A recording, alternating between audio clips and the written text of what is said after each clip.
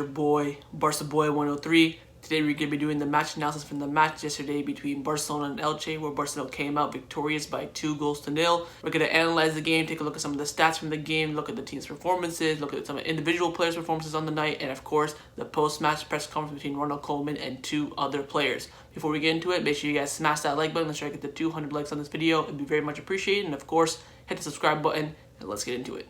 Let's take a look at the starting lineup on the night. It was Ter Stegen in goal, Mingueza, Araujo, Umtiti, Jordi Alba, Busquets, Jong, Pedri, Dembele, Braithwaite, and Antoine Griezmann. Now on your screen right now, you can see the match stats from the game, and of course, Barcelona dominated in every single aspect of this game. Most possession, most shots, most block shots, most corners. The one thing that concerns me a lot was the most yellow cards. How many times did Elche just absolutely take out our players and they didn't even get a yellow card in this game is beyond me. The referee had an absolute shamble in this game, but the one stat I want to take a quick look at is the accurate passing stat. Barcelona attempted 697 passes on the night and completed 633, giving us that 91% pass accuracy, which is a big improvement on other games that we previously had. Of course, the dribbling stats, we absolutely dominated that. Another stat I want to take a look at is the crossing stat as well. We attempted 19 crosses on the day and only completed 5. Again, Barcelona's crossing has been very poor in recent games. Also, possession loss. We lost the possession 103 times in the match yesterday, which is, of course, pretty underwhelming. Of course, usually we lose the ball between, 60 to 70 times in a game, but just shows how much risk we took in this game to try to get that early goal and the killer goal.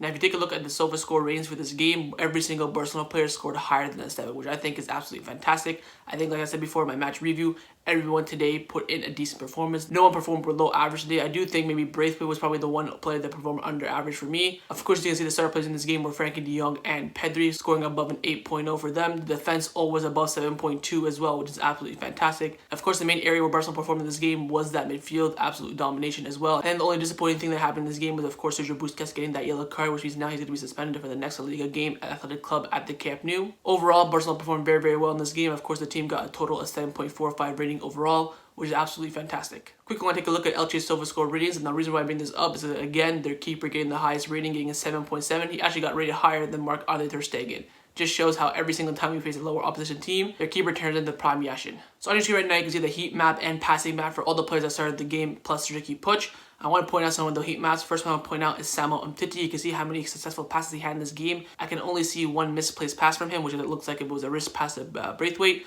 Other than that, he was absolutely fantastic. Again, Araujo, superb, had some misplaced passes as well, but mainly controlling the right-hand side of that defense. And of course, Araujo now has played 16 games in La Liga, and he's won 13 of them and drew only 3, which means he is undefeated in La Liga. Also want to draw your attention to Sergio Busquets. He was absolutely controlling that midfield. You can see all the traction he brought in, all the passes. Of course, he had a lot of misplaced passes just due to the fact that he takes a lot of risks with his passing. They were always the right idea, but just never really connected. Other than that, he was superb in controlling that whole entire midfield. And Frenkie de Jong as well, controlling that right-hand side of the midfield. He was so good on the night. Of course, misplaced passes were all wrist passes, controlling that side. In his heat map, you can clearly see he dominated that right-hand side of the midfield. And same goes for Pedri. Pedri on the left-hand side, superb as well. A lot of his passes that were misplaced were wrist passes as well, but he, of course, had some misplaced pass. But again, left-hand side of that midfield, absolutely dominant. Now on your screen, you can see the passing network for this game. This basically means how many times the players pass to each other. Of course, the strongest one was Umtiti and Araujo, passing in between each other a lot of the time. And also you can see the average position of the players. Of course, Griezmann looks like he was playing a false 9, Braithwaite on the left wing. Pedri super close to Braithwaite, playing as if he was a left winger as well. Just shows how much he controlled that left-hand side of the midfield. Of course, you can see Busquets as well, absolutely controlling the midfield as well. Look at how many passes he has between every single player. It is absolutely ridiculous. And of course, after Barcelona's victory yesterday, it's the first time Barcelona won 5 consecutive away matches in La Liga since March 2016. Looks like Barcelona turning the corner in terms of away form. Of course, we have had like every single game has been away since, January. So of course, that comes into consideration. But I have to give Ronald Koeman credit because this is one of the main things he has fixed at Barcelona is our away form. Let's get into now to the post-match press conference of Ronald Koeman. Of course, 2 other players had post-match reactions. The 2 other players were Frenkie de Jong and Riqui Puig. Let's get in and see what they had to say.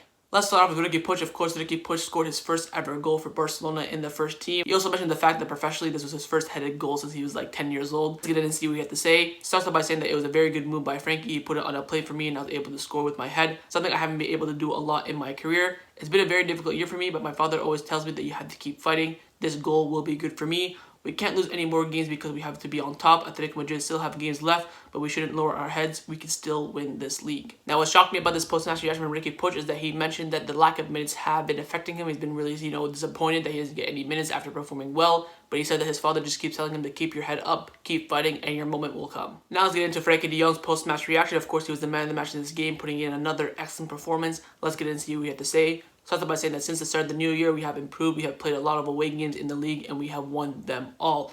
Elche wanted to play the ball from behind, but we had to work to stop them. It was a pretty tough match, and we were very happy with the victory. We don't play to only score and assist goals, but I'm very happy with the goal and the assist. We are growing a little by little, and I hope we continue like this. Then he was asked about what your thoughts on the La Liga race. You think Barcelona can make a comeback and go top of the league? He said, I don't know. We have to win our games, and in the end, we will see where we end up. Then he was asked about his performance, how he thought he did. He said, I did well, but I still believe I can offer more. I'm playing higher now and I have more options to score. Then he was asked about the situation on the goal, saying that what will happen from your perspective. He said that, look, basically, the cross came in, I saw the defender hit it, and I'd rather I get the goal than it go down as an own goal. He said that if I knew that Griezmann touched it, I would have left it, but I just wanted the goal instead of it going down as an own goal. Let's get now to the post-match press conference reaction of Ronald Koeman. Of course, Ronald Koeman is the manager, and his opinion matters the most. Let's get in and see what he had to say. Starts off by saying that I saw a very concentrated Barcelona from the start of the game. We had a lot of possession of the ball. We defended the areas and the spaces between the lines well, but we also played very well without the ball. There were moments in the game where we lost too much possession, we risked too much in the middle, and we needed freshness by bringing on Trincao. Then he was asked that Barcelona were very, very close to getting a penalty today. Who was going to take the penalty if there was a penalty awarded today? He said that I'm not going to say who the penalty takers were for today. Usually it's Leo number 1. In the end, it is the captains who decide. The key thing for me is that we show concentration despite a complicated schedule with many games. There's no doubt that when we have the ball, we find free people. The problem is when we don't have the ball, you have to recover the ball as soon as possible. Today I saw a strong team, very focused and very intense. Of course, I like Riqui Puig's goal. Despite not having many minutes, he always enjoys it when he has minutes and he wants to show us what he can do as the future of this club. It is an important goal to kill off the game. Now, I have something to say about this. He said that, of course, I like Riqui Puig's goal, and I completely disagree. On your screen right now, you can see Koeman's reaction to Riqui Puig's goal. No reaction whatsoever. Hands in his pocket, calm, cool, collected. For me, Koeman has an agenda against Riqui Puig. He is a stubborn man. Once he said that he wasn't going to touch Riqui Puig for this season, he sticks by it. Koeman, if Riqui Puig scores a hat-trick, gets a hat-trick of assists in one game, I don't even think Koeman would start him. That's how stubborn this man is. He continues on by saying that I like that Riqui Puig doesn't lower his arms. Those who don't have minutes have to show they deserve more. There were 15 to 10 minutes in which we lowered our intensity, which was a big mistake in defense. It's a good thing we have a great goalkeeper because otherwise they would have scored the equalizer. We have found our best in starting midfield. I don't want to say it's fixed because there's always competition, but we have improved and it depends on the fatigue and on the rival. There are many players who can play like Pjanic and Riqui. I clearly like the fact that Riqui Puig doesn't give up. It's how all players should be, that after many games without playing, they want to show that they have a future. Puig didn't have many minutes in this game, but he really had an influence on this match. We know that Busquets has 5 yellow cards and will be suspended for the next La Liga game, but first we have to think about planning for Wednesday's game, in which is the most important. We'll see how we're going to solve this. The key point from today's game is that the team was very focused from the beginning and did their job very well. Maybe it would have been better if we had scored the second goal earlier, but they did a good job. And that concluded Ronald Koeman's post-match press conference. Let's get in now to analyzing some of the individual performances on the night. I have chosen 5 players. The 5 players are Busquets, Umtiti, Dembele, Jong, and Pedri. Let's get in and see how they played.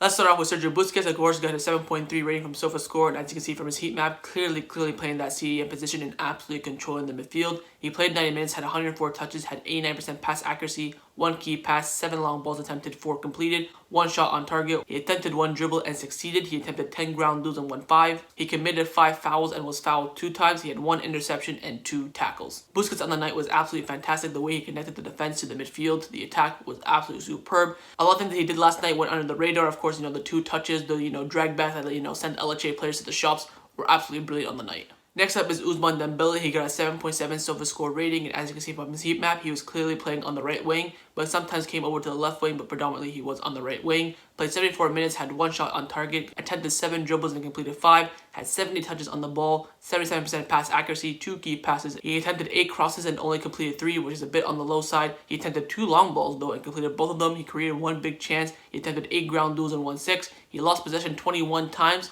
which of course is the average of what he gets. At least it's not the 42 that he did against Real Sociedad. So he's improving in that sense, but he still loses the ball a lot. But of course, that comes with taking risks. The main thing that Dembele provides us on that right wing is flair, speed, and tenacity. The way he just picks up the ball, drives at the defense is absolutely fantastic. The one thing I can criticize him for is that he holds the ball a bit too much, especially when he's in a shooting opportunity. He goes by one player, he's about to shoot, then he'll go by another player, then all the players will just swarm him. So that's the one thing that he needs to work on, shooting the ball early and not dribbling, past defenders too much. Next up is Big Sam. Samuel Umtiti got a 7.3 SofaScore rating, and as you can see from his heat map, predominantly playing, of course, on the left-hand side of the center-back pairing. He had 1 clearance on the night, 2 interceptions. He attempted 3 aerial duels and won 2. He lost possession of the ball 3 times, which isn't that bad for a center-back. He made 1 foul, he had 113 touches, and he had 97% pass accuracy, which is absolutely ridiculous. 1 key pass. He attempted 3 long balls and only completed 2. For me, Samuel Umtiti is one of the best passers of the balls in the center back position. He had 3 misplaced passes only, and those 3 were from the center back to the attackers, which are very, very difficult to make. That's it. Absolute rock there at the back, especially with him and Araujo. Now Umtiti has completed 2 back-to-back La Liga games, both keeping a clean sheet and both together scoring 7 goals. I think Umtiti is definitely challenging Lenglet for that left center back role. A lot of you guys would say, play Umtiti right now ahead of Lenglet. But right now, I think if, we had a Champions League final, I think Koeman would pick Lenglet. But I think Umtiti is definitely challenging him. And if he can get, a run of games now, start performing and keep it up, he definitely could take that left center back spot. Next up is Pedri. He got 8.0 SOFA score rating on the night, which is absolutely fantastic. And as you can see from his heat map, predominantly on the left-hand side of that midfield. Played 87 minutes, had 68 touches, had 91% pass accuracy, had 4 key passes, attempted 2 long balls and succeeded both of them. 1 shot on target. He attempted 4 dribbles on the night and completed both, which is a higher percentage than Dembele, which is absolutely fantastic. He attempted 8 ground duels and won 7. He was fouled 2 times and he made 1 tackle. For me, Pedri on that left-hand side of the midfield has been absolutely fantastic this season. Of course, you can even see on the heat map that he's put a lot in the middle as well, playing behind the striker, playing as that cam role. In the game, just shows his versatility in the match as well, which is absolutely fantastic. For me, he's been a star this season. And finally, the man of the match on the night, Frenkie de Jong, got an 8.8 SOFA score rating. As you can see from his heat map, clearly on the right-hand side of that midfield, and also a lot in that holding position as well. Played 90 minutes, had 90 touches, 86% pass accuracy, had 1 key pass, attempted 4 long balls, completed both, created 1 big chance, he had 1 shot on target. Again, just like Pedri, he completed all his dribbles that he attempted on the night. He attempted 3 and succeeded in 3. Did 11 ground duels and won 8. He was fouled once, had 2 interceptions and 4 tackles. For me, Frenkie de Jong on that right-hand side of the midfield as the interior has been absolutely world-class since probably November. Every single game he puts in a top performance, and he's got a lot of man of the matches over the past month. I'm pretty sure he's on par with Messi because he's been absolutely brilliant on that right-hand side. Don't want to see Messi DM anymore because that right-hand side of the interior is definitely his position. So that's my match analysis for Elche versus Barcelona. Hopefully you guys enjoyed it. If you did, make sure you leave a like. Let me know your thoughts down below on everything we discussed, or if you want to bring up a point I didn't mention. And of course, make sure you guys hit that subscribe button, and I'll see you guys next time on the channel. Take care, and Forza Barca.